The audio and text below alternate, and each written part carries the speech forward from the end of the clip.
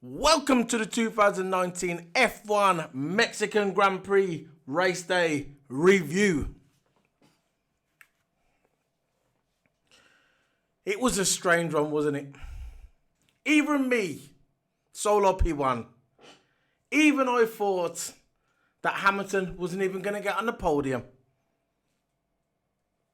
This is probably the first time I agreed with Paul d'Este and Simon Lazenby, the two marks. This is probably the first time I've ever agreed with them. Paul d'Este come out on Friday with his tight trousers, high waist trousers like he always wears. His skin tight t-shirt with his big head. Looks like a monkey. Literally, Paul d'Este, he's got a monkey head. He comes out on Friday and Saturday and he says, I can see it's going to be Ferrari 1 and 2. Verstappen, number 3. I agreed. Totally agreed. If you watch my qualifying video from yesterday, I agreed with him. I said, yeah, Ferrari 1 and 2. Max Verstappen, number 3. Maybe there's a fight over number 3. But I just thought, Hamilton, it's not going to happen. Hamilton's playing for time. Hamilton doesn't care. All Hamilton cares about is winning the Drivers' Championship. He's just going to clock up his points and make sure he finishes in front of Bottas. And that's him. I don't really think he probably cares about the race win, to be fair, but his priority is becoming the 6-time world champion. That's what I thought. And that's what everybody else thought. No way was Hamilton on anybody's radar. If someone comes out and says Hamilton was going to win the world title, Hamilton was going to win this Grand Prix, they're full of shit. I never once saw anybody say on social media, whatever, any videos, any of these guys what come out and fitness experts, YouTube videos, and pretended to be experts, say that they thought that Hamilton was going to win, especially Autosport, especially the Ferrari marks at Autosport. Nobody even suggested that Lewis Hamilton was ever going to win this race. But boy, was we wrong. Lewis Hamilton, the last couple of races, apart from Russia, hasn't really been having his own way this season, especially after the summer break. He's lost a few races, maybe a Ferrari straight line speed. Everybody knows Ferrari's got the straight line speed. But sometimes the strategy team has sometimes kind of messed him up during the season. Especially at Suzuka. I'm not taking nothing away from Valtteri Bottas from Suzuka, but I think they messed him up in Suzuka. Now, his race engineer, the guy he's known for over 10 years, Bono, is not here this weekend. So, at the beginning, when I saw him in practice 1, he was brilliant. Absolutely amazing. Practice 2, not so much. Practice 3, definitely not so much. And I was thinking, there's no way he's even going to have a chance to win it. This is what I thought. I'll be first to say, I'm not going to come out and say to you guys, right, Hamilton was definitely going to win this race. No. Watch my video from yesterday. I never thought Hamilton was going to win this race. But he proved us all wrong again. He proved me wrong. He proved all the haters wrong. He come out swinging like a champ. Guy come out swinging and he won this Grand Prix. I couldn't believe it. What a strategy by Mercedes. Absolutely amazing. They caught Ferrari out. They caught Red Bull out. They caught everybody out. They even caught the monkey boy, Paul d'Este. He actually looks like a little chimpanzee. Paul d'Este. He keeps flapping his gums. Keeps saying that Red Bull was going to win. Keeps saying this and that. Never got nothing positive to say about Lewis Hamilton. Not at all. No positivity. I don't know why. Maybe it's got to do with, or maybe he was supposed to be in the Mercedes team in 2008 and they never picked him. Now it was 2014. They were supposed to pick Paul d'Este, but they didn't pick him. They picked Hamilton instead. Because the reason why Paul d'Este is not in F1, because he's just not fast enough. Go and do your GT racing. Go and do your D-Max, whatever you do. Go and race your go-karts. Go and race your minis in the Tesco car park. Go and ride your three-wheeler, Robert Reliant. Because that's all you're good enough for. You're not even good enough to be a commentator. Por that este. Everything you do week in and week out, you get it wrong. The only time you never got it wrong, you got it wrong this weekend as well. You said that Red Bull was going to win. Or Ferrari 1 and 2. And you was wrong again. But Lewis Hamilton defied all the odds. He come out swinging. Strategy was perfect. Now for me, I thought, when they pitted him at that time, I thought that was too early. Too early.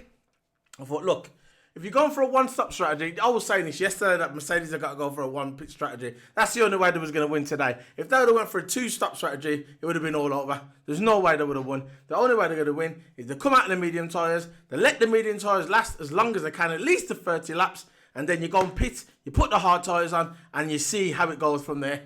You see what Ferrari did. They did that, but for me, they pitted Hamilton way too early. He won the race, yes. But when he pitted at, I think it was the 22nd or 23rd lap, I thought it's all over. There's no way. I thought Bottas was going to win at one time because they pitted Bottas in lap 32 or 33. That's when they should have pitted Lewis Hamilton. But they never. They pitted him early and I thought this. Even Lewis Hamilton was coming out on the radio flapping his gums. He kept coming out on the radio and he's saying to everybody, to his team, what have you done? I think you pitted me too early. There's no way I'm going to go on to the end of the race and win it. No way. Some people say he was trying to be clever because he knew Ferrari was listening. But listen, I never thought he was going to go to the end. But it's Lewis Hamilton. There's not many drivers like him, really, to be fair. They say every 10 years a special driver comes along. There you go. You had your Ayrton Senna. Then you had your Schumachers. Now you got your Lewis. All right, you had Alonso in there in between, Kimi. But they're not Lewis Hamilton, are they? Let's be fair. I think Alonso's up there with Lewis, but he's not there now, is he? So, yeah. It was an amazing effort by Mercedes. Amazing effort by Lewis Hamilton. I didn't even think, not at all. It didn't even come to me that Lewis Hamilton was going to win this race. No way. If he would have got third place, I would have been happy with third. Third. But he won. He won. And now, he only needs 4 more points. And then he's 6-time world champion. My opinion, he won it 2 months ago. But, mathematically now, come USA, where he's always wanted to win it. He said it last year when he won it in Mexico. Before Mexico, they said it would have been nice to win it in America. Now you're going to get your chance. 4 more points, Lewis. 4 more points. And you're going to be a 6-time world champion. There's only one guy in front of you now. Only one man. And that is Michael Schumacher. That's it. That's it. And you can do it. I got faith in you. You can do it, Lewis. You can become an 8-time world champion. Never mind the 7. I still think you could get 8. You're going to be 35 in January. You got so much energy left in you. You got the right team behind you. You got about 5,000. You got about 10, 20,000 people working with you at Brackley. And you can do it. I know you can. You got Toto there. You're going to have Bono back in Brazil. You're ready to go. Just keep focus. Keep training. And you're ready to go. That's it. Now, let's get into the race. Now, let's start this race. It all started... Let me have another drink, hold on.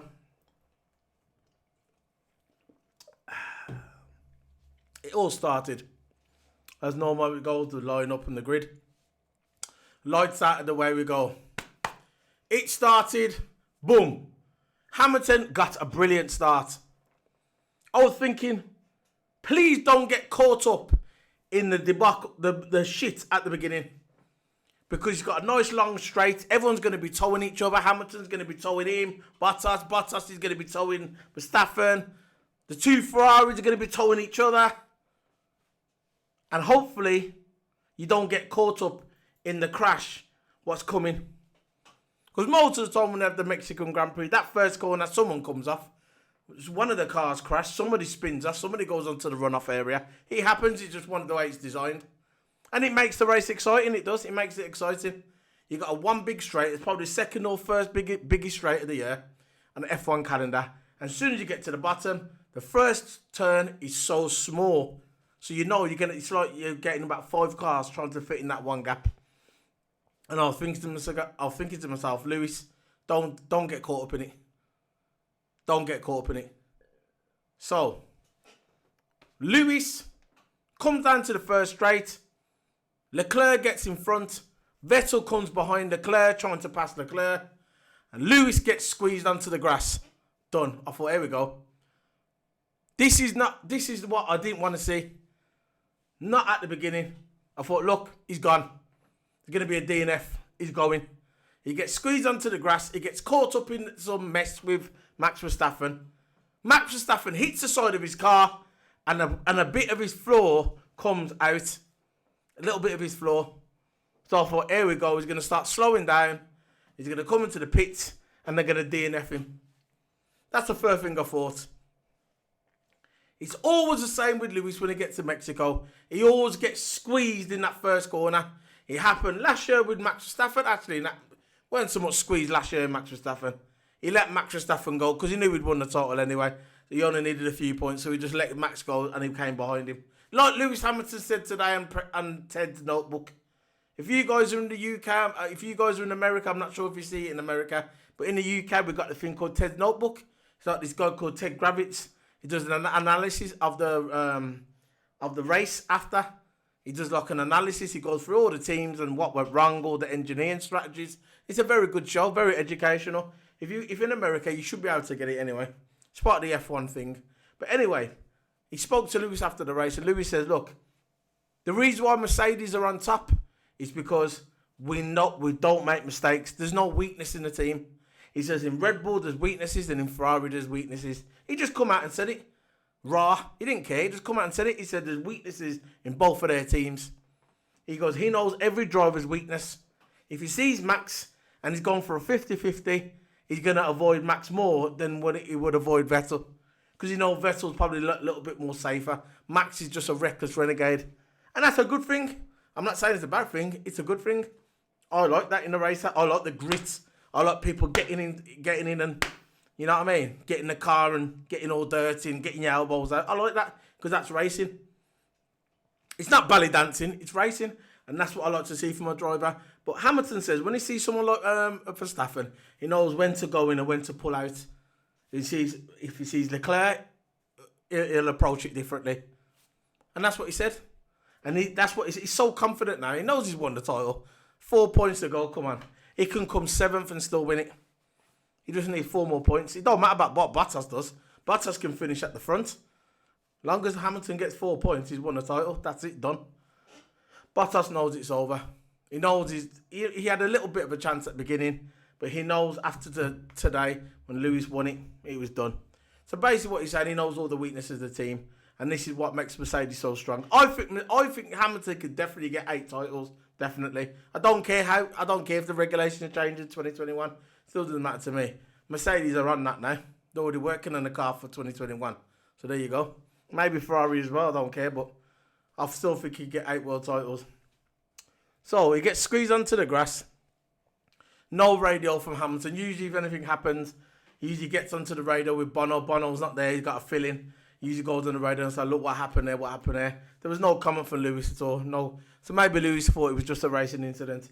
It went to the stewards. Steward took 2 minutes to come back. Racing incident. There you go. Done. It was over. Even Vettel squeezed him off a little bit onto the grass. It was Vettel who squeezed him onto the grass. And when he came back off the grass, he collided with Verstappen. He kind of wheel spinned, or understeered or whatever. Went into Verstappen, kind of clipped him a little bit. It was a racing incident. I agree. Nothing should have happened. But I just don't like the way Vettel kind of squeezed him onto the grass. I thought that was a bit dodgy. Nothing come of it anyway. So that was it.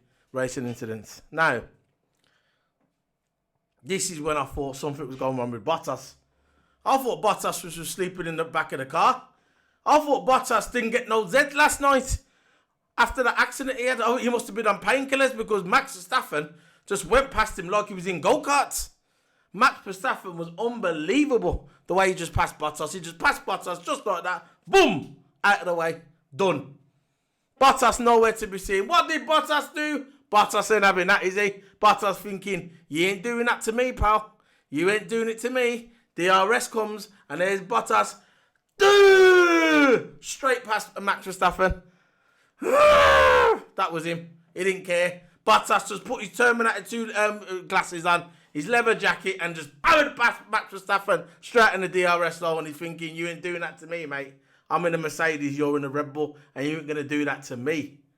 That's what Bottas was thinking, trust me. Because Bottas was thinking, nah, I'm going to get close to Lewis. I need to keep this championship going. I need to keep it going.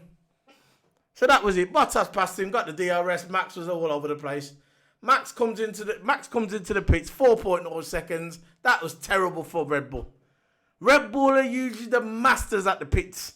They are the masters at the pits. They get sub 2 seconds every time into the pits. Max come to the pits. The pit guy must have been sleeping. The guy who had the gun in his hand, the guy who had the power gun in his hand on the left rear wheel, he must have been sleeping. When he come into the pits, he must have been having some nuts, chilling, watching telly, because he wasn't ready. He come in, 4.0 seconds, disastrous pit for Red Bull. If it was for Williams, it would have been an excellent pit, but for Red Bull, it was disastrous. So, lap 10. Perez passes Fiat, crowd goes mad. Checo Perez, whatever his name is, absolutely amazing. The crowd in Mexico love him. I like Perez. He still lives in Mexico after he's off some summer break, goes back to Mexico, does a lot of charity for Mexican people. He's housed about 25, 30 kids over the past year. He's got like a foundation in Mexico. Love Perez. Very good driver. Very nice guy. Keeps it real. Respect. And the crowd love him. The hometown boy. The crowd, it was like a concert, a concert feel to it. It's not going to watch a live concert when you hear the crowd. Every time Perez went past them, the crowd went mad. Because he's a good guy. And the crowd know it as well. So you got Fiat. 2.7, Daniel Fiat pits 2.7 seconds, puts the hard tyres on lap 11. Lap 13, Lando Norris. I don't know what was going on with the pit team with Lando Norris. The geezer I don't know what the guy was doing. He was definitely sleeping in the pits. Lando Norris, lap 13, comes into the pits. He's thinking, yeah, Lando Norris doing good. He's going to come into the pits now. He's going to put tyre on. Everything cool. Probably 2.5 seconds. He didn't really work out that way. Lando Norris coming to the pit. The pit guy couldn't even get the tyre on. And Lando Norris drove off. Wheel was hanging off. What was going on? Lando Norris had to stop the car. You're lucky he didn't stop the car after the line. Because before the line, you can wheel the car back reverse. Never saw nothing like this in the history of F1. Never. The geezer on the left rear needs to be fired. He was sleeping at the wheel. Guaranteed. So that to wheel the car back, put the wheel on, and he come out in the pits plumb last. So there was Lando's race. Gone. That was it. All over for Lando Norris. It continued after. Retired later on in the race, which I'll get to, but it was all over for Lando Norris. McLaren wasn't at the races today. This is one race they're going to forget about. So, they came back. You had Albon pits medium tyres, 2.2 seconds, lap 15. Lap 16, Leclerc pits, put the medium tyres on. Perez pits, lap 21. And Lewis was on the radio saying, look, my tyres are going to fall off. Literally, my tyres are going to fall off. Right? This is just past lap 21. My rear tyres, and then the guy said to him on the radio, you need to start coasting a little bit. He was keeping 2 seconds behind Vettel. He was sustaining it. 2 seconds behind Vettel was all fine. But his rear tyres were burning up. Lap 22, problems with Giovinazzi. Pitted again. What is with the pit teams today? They must have been going out clubbing in Mexico, having tacos, whiskey, bread. They must have had a hangover when they woke up this morning. They must have been, because all the pit team, the guns weren't working. They must have not charged the guns out. Antonio Giovinazzi comes in. You just got to look at his face. And you know he's going to fuck up anyway. Antonio Giovinazzi comes into the pits. What happened? The gun doesn't go off. Problems with the jack. So you got Lando Norris and now Antonio Giovinazzi pit problems, gone. There you go. Technology, they got both of the greatest technology in the world, F1, but the guns are still failing. Technology always fails. Lap 22. On lap 24. 2.7 Hamilton pits. He comes into the pits at lap 24. 2.4 seconds, puts on hard tyres. And this is when I thought, this is not right. This is not right. If you got any chance of winning the race, you got to at least go to lap 30. Didn't happen. Lap 24 comes into the pits, 2.4 seconds.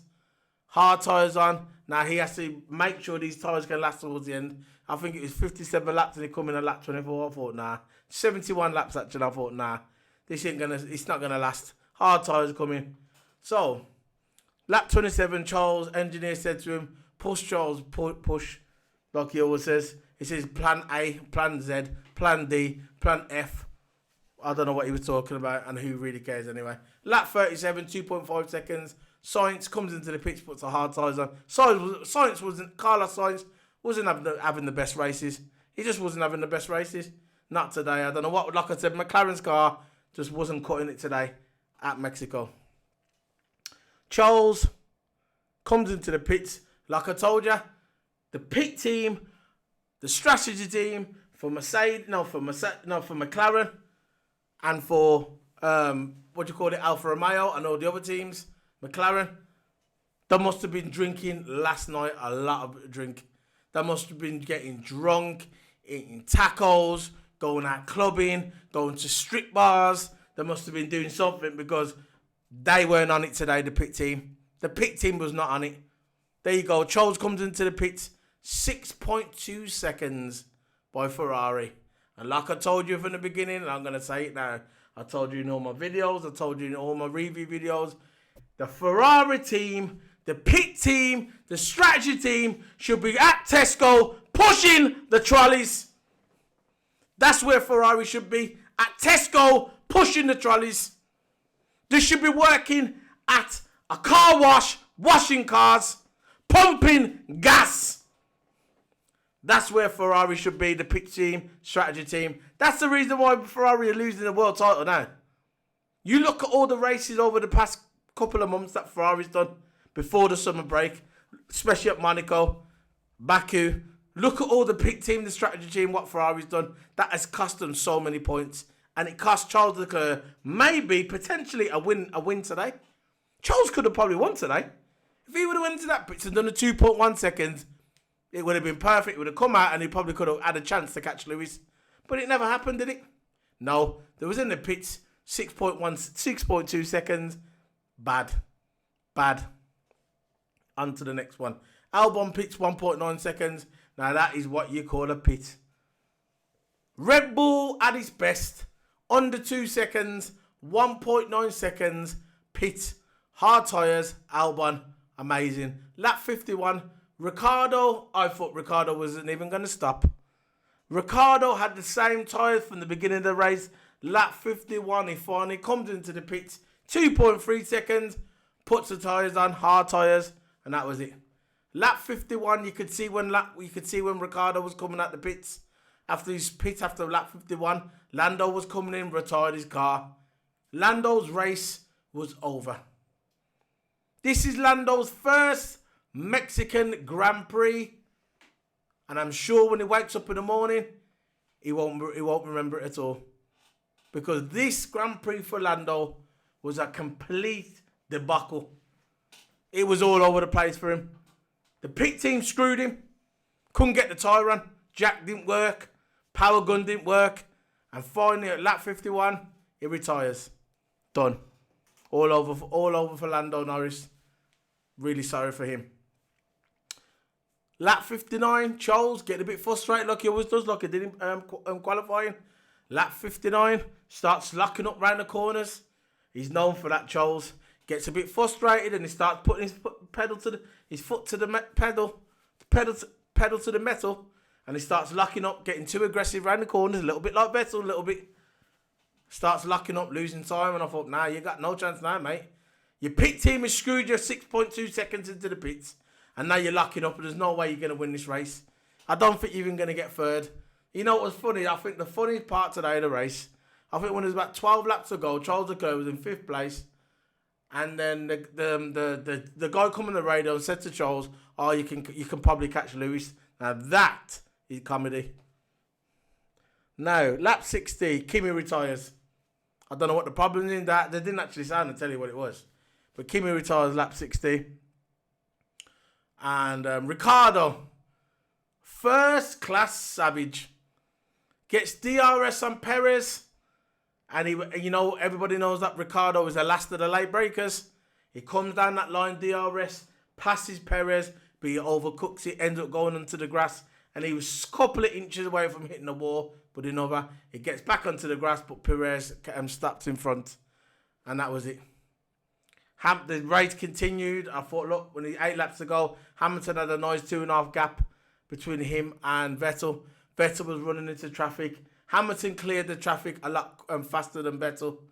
And it ended up, and that was it. I thought Bottas was probably going to catch Vettel, but he just didn't have enough in his tyres. And it's funny that Hamilton had the oldest tyres out of a lot of them. At the top 4, Hamilton had the oldest tyres. See, to become a world champion, it's not about just being fast.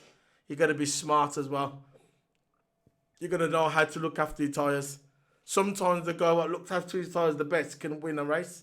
And it was evident today. And that was it. Everybody thought it was going to be Ferrari a win. I thought it was going to be Ferrari win. I thought it was going to be Ferrari 1 and 2 and Red Bull 3rd. I never thought that Hamilton was going to win it. And I've been saying that a lot in my video, but it's true. I never thought that Hamilton was going to win it. And I'm that kind of guy. I'm not going to bullshit. I'll tell you straight how it is, right? So you get some reviewers out there, they'll say one thing, and when it comes to the race day, they'll say, "No, I never said that, I said this." But you don't realise all someone's going to do is go on your old videos and rewind it.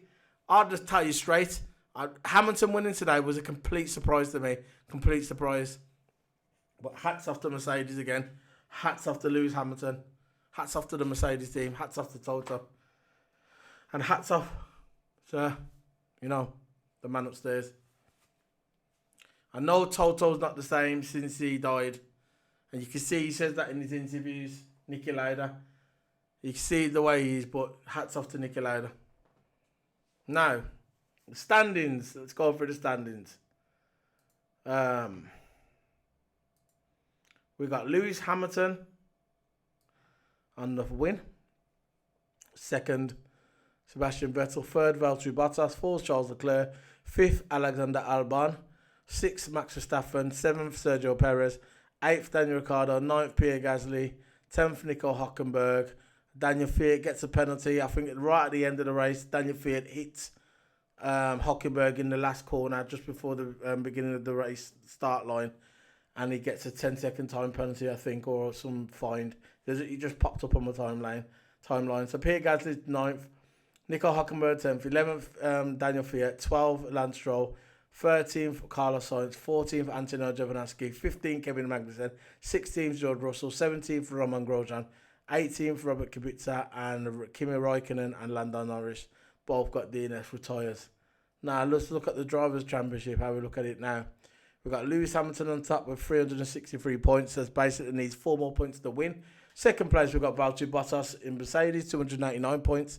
Third place, Charles Leclerc with 236 points. And now we've got Sebastian Vettel closing in on Charles Leclerc. Only 6 points behind Charles Leclerc. I'm sure Vettel's going to want to close that gap in the next race.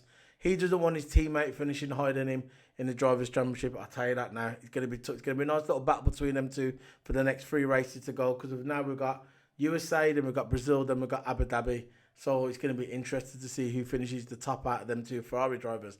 So 5th place, we got Max Verstappen with 220 points.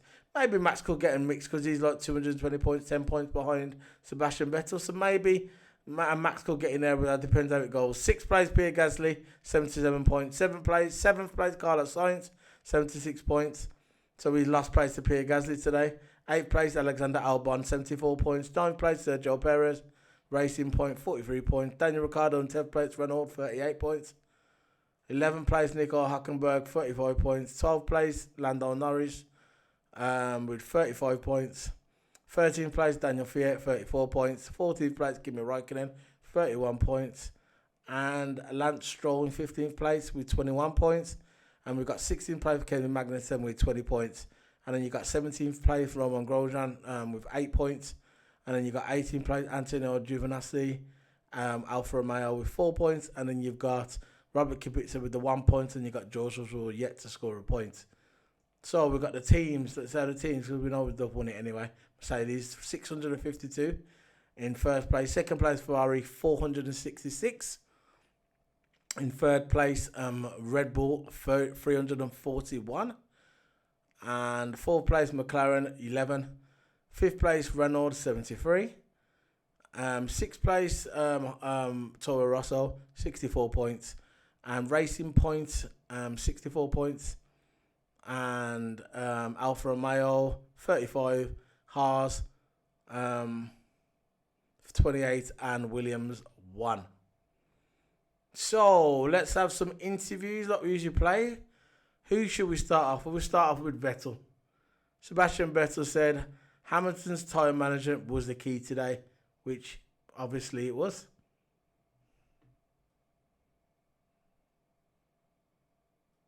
$20 hot wings for $5.99. Advert again. Every day at KFC. Hey Sebastian, strong result out there. I know it wasn't quite the victory. Where do you think?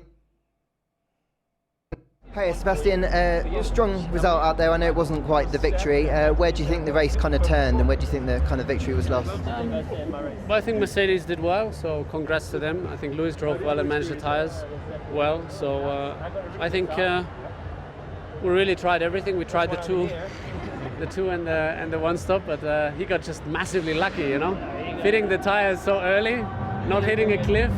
I mean, it's like if you're a woman on this planet and you have this guy, you know, giving you a massage, like when he's giving you a massage, like he's treating the tyres, you're magic. So, really well done to him that he made the tyres last. So that made the difference.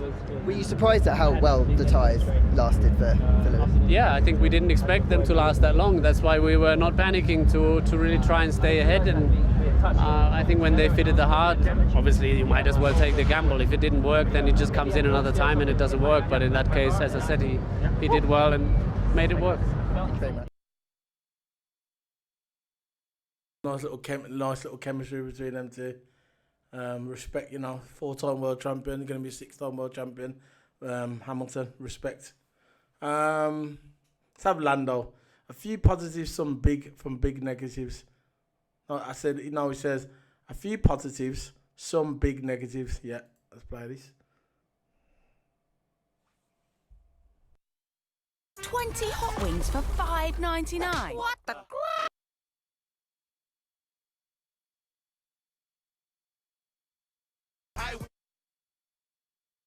Hey Lando, one of these days I'm going to talk to you after a good result, and it looked pretty good to start with, and then it all kind of went downhill.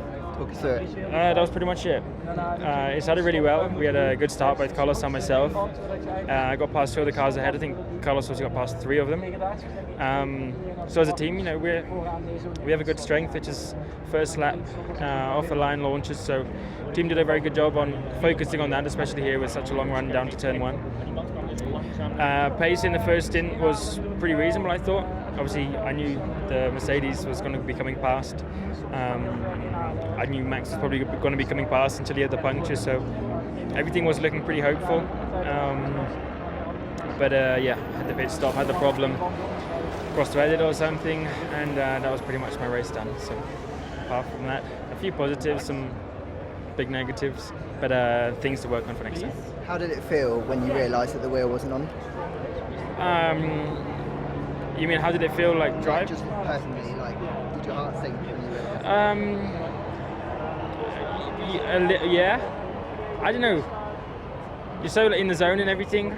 I think very quickly you just become a bit deflated and a bit just frustrated with everything. But it happens. Normally the team have done a good job with pit stops and everything, so I don't want to complain about them, but let us down a bit today in terms of a few problems which could have cost us some good points. Not definitely, but we were on for some good points, so that would have been lovely. But we need to move on to the next one and try and make sure these things are not going to happen again. So a bit negative, a bit, you know, a little bit down, but understandable. Today, McLaren wasn't really at the races. But we've got one guy here, Ricardo, always happy. Daniel Ricciardo, our late pace on the hard tyre was awesome.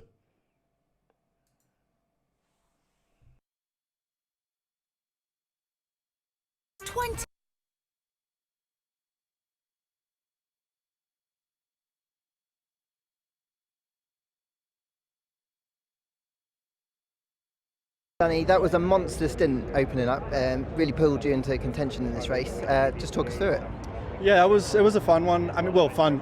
It was lonely for the most part, but I knew the objective from the start was to go long. And already after yesterday, I was pretty set on starting on a hard tyre. I thought others would have done it, especially cars behind me, but I think I was the only one in the end. So, but it was good. We had awesome pace towards the end of that stint. Then with the medium, we had pace, but not. I thought Perez would have been easy money. Wasn't. Obviously, we saw in the turn one, it wasn't easy money at all. But so yeah, I crossed the line pretty frustrated at the end because I thought we would have had him and had a good seventh. And at the time, Max wasn't too far in front, but yeah, in the end, eighth. I was just saying, but yeah, in the end, eighth. So seventh would have been nicer, but let's say we kept the Mexicans happy with leaving Perez in front. So yeah, positive for Daniel Ricciardo. Shame he didn't stop at Red Bull. But you never know in the future what's going to happen. So who have we got next? We have got Max Verstappen. He says P6 was the best we could do.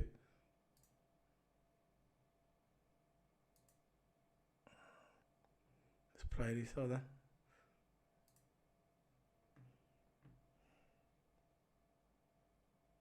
£20 for $5.99.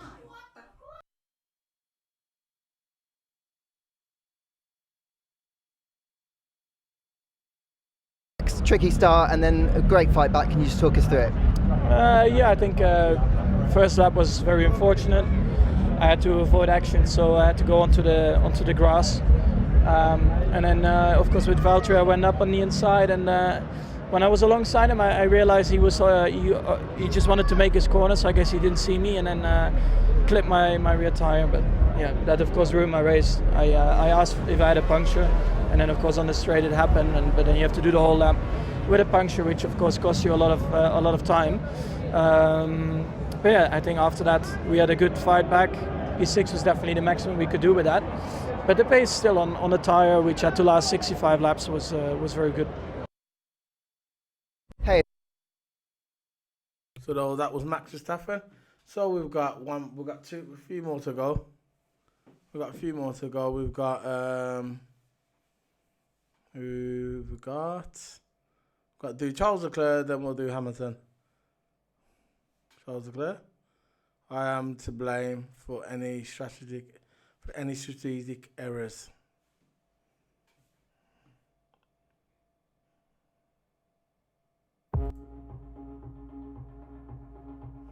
Success without integrity. Advertisement, sorry.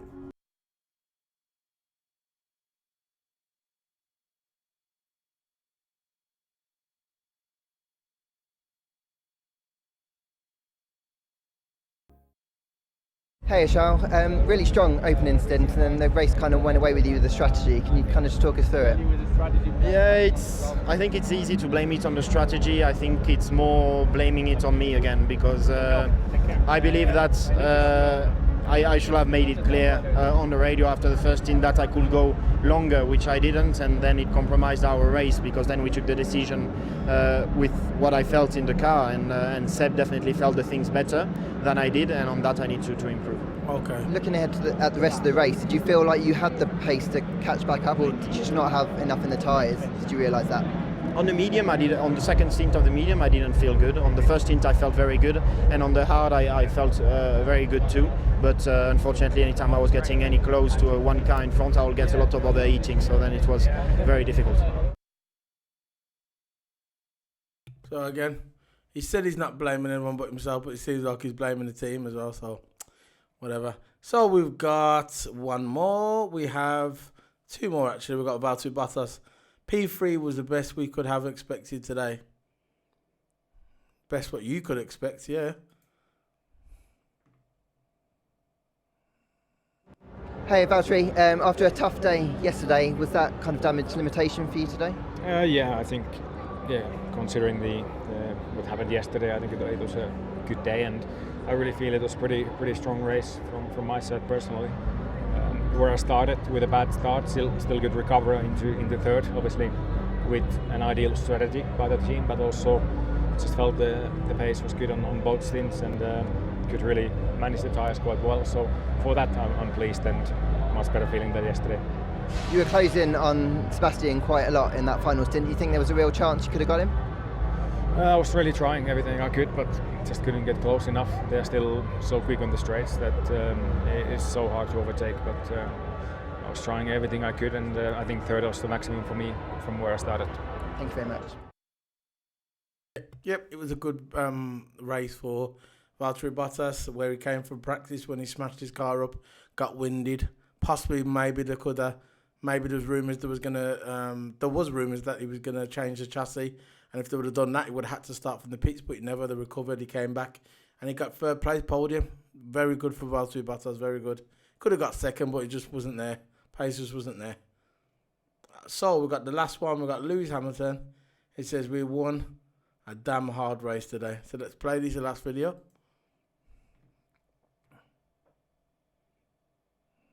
I thought I knew a thing or two about switching contract. Sorry about the adverts. Just knew it was going to happen in the last video.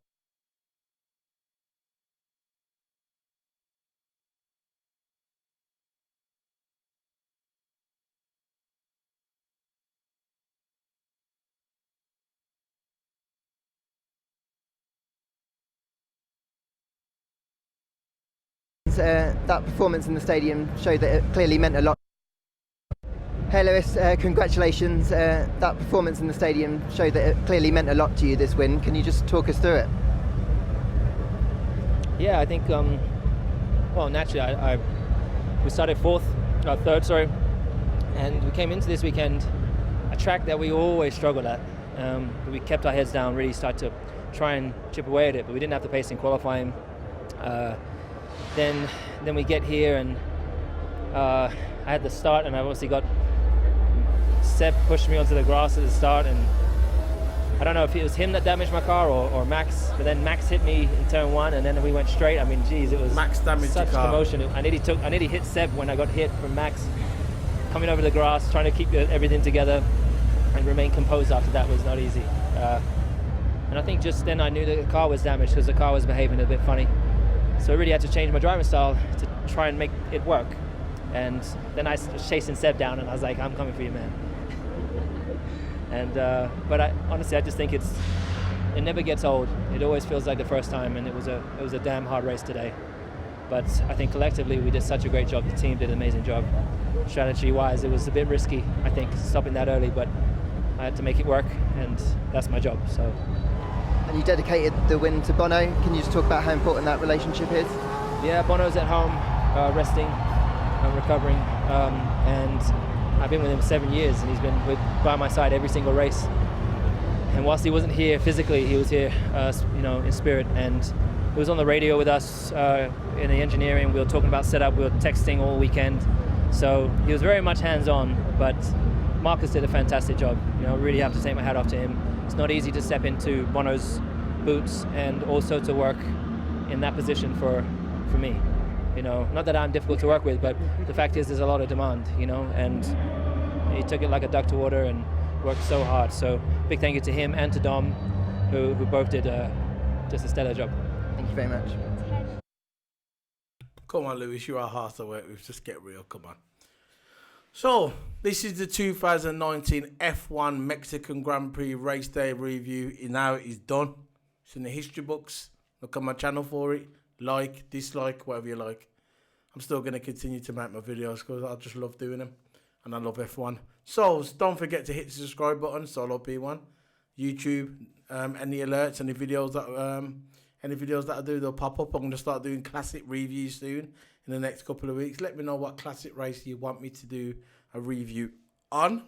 The first one I'm going to be doing first is going to 88 Grand Prix in Suzuka, Senna Frost.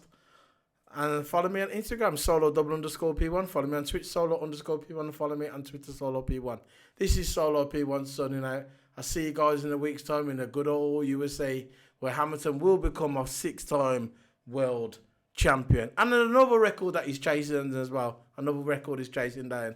Today was his 100th podium. 100th podium. The record, I think, is 112. And that's Schumacher. So that's another record that he's going to go after. And he will do as well. And he will succeed and become the all-time record holder for... He's already got the record for poles. He's going to be the all-time championship record, race winner record, podium record, whatever. Before this guy retires, Lewis Hamilton, he's going to have it all. So this is Solo P1, signing out of the 2019 F1 Mexican Grand Prix Race Day review. Solo P1, see you next week. Bye.